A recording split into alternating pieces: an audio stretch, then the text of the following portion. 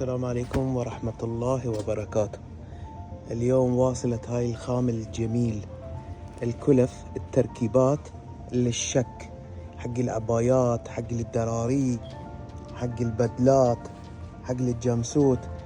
عندنا نفس اللون الأرضية اللي تشوفين بالخام، فيها خام السادة، هدول كلهم جديد.